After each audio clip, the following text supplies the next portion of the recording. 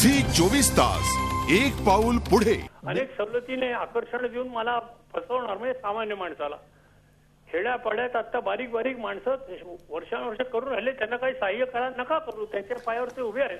आपण पुढच्या मुद्द्यामध्ये 8 वर्ष झाली स्वातंत्र्य होऊन, 65 वर्ष झाली, तुम्हाला एवढंही करता आलं नाही. नाही मुळामध्ये सरकार आहे त्यांचा. बिंदू महाराज, चंद्रशेखर टिळक तुम्हाला उत्तर देऊ इच्छित आहेत. एक सेकंद थांबा. चंद्रशेखर टिळक तुम्हाला उत्तर देऊ इच्छित आहेत. बिंदू माधव जोशींच्या प्रश्नाला उत्तर असं नाही, परंतु त्यांच्या आत्ताच्या विवेचनामध्ये जे 2 मुद्दे समोर येत आहेत की भारतीय कंपन्यांनी जेव्हा रिटेलमध्ये गेला प्रवेश, मग ते रिलायन्स असेल, मोर असेल, स्पाइस असेल, यांना विरोध केला नाही कारण ते या देशातले होते.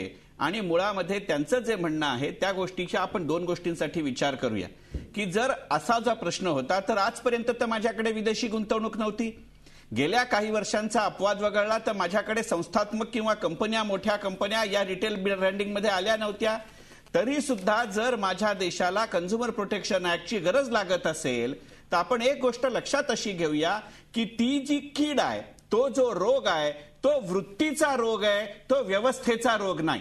आणि तो जर वृत्तीचा रोग असेल तर तो कुठेही असू शकतो. मग तो जसा रिटेलमध्ये, एफडीआय मध्ये असू शकतो, कॉर्पोरेटमध्ये असू शकतो, तसा तो माझ्या कोपऱ्यावरच्या किराणा माला करताही असू शकतो. एक मिनिट सर, मला माझं बोलणं पूर्ण करू द्या. मी तुमचं मत पूर्णपणाने ऐकून घ्यायला तयार आहे. हा पहिला मुद्दा. आणि दुसरा मुद्दा असा की प्रोटेक्शन ऍक्ट माझ्या हातचा आहे पूर्ण. या ऍक्ट मध्ये कुठल्याही उद्योगाचा, व्यवसायाचा उल्लेख नाही. अनुचित व्यापार व्यवहार करीत एक्झॅक्टली अनफेअर ट्रेड प्रॅक्टिस.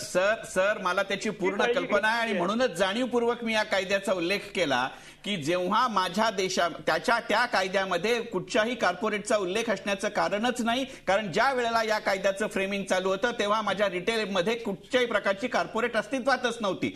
तरी सुद्धा जर मला हा कायदा करावा लागत असेल तर तुम्ही ज्या आजाराची भीती व्यक्त करताय तो आजार माझ्या व्यवस्थेच्या आधीचा आहे. अगदी पुराण काळापासून याचे दाखले असतील, पहिली गोष्ट.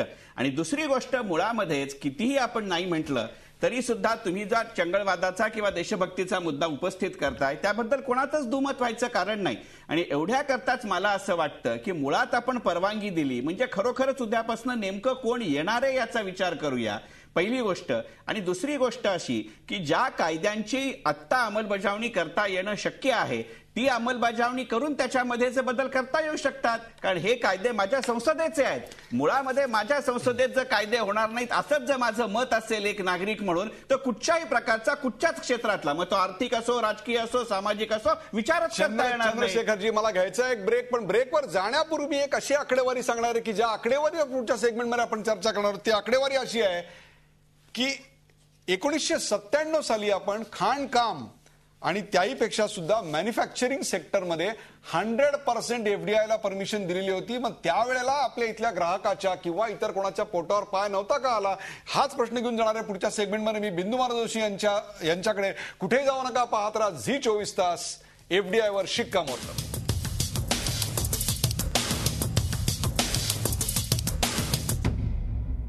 झी 24 तास एक पाऊल पुढे.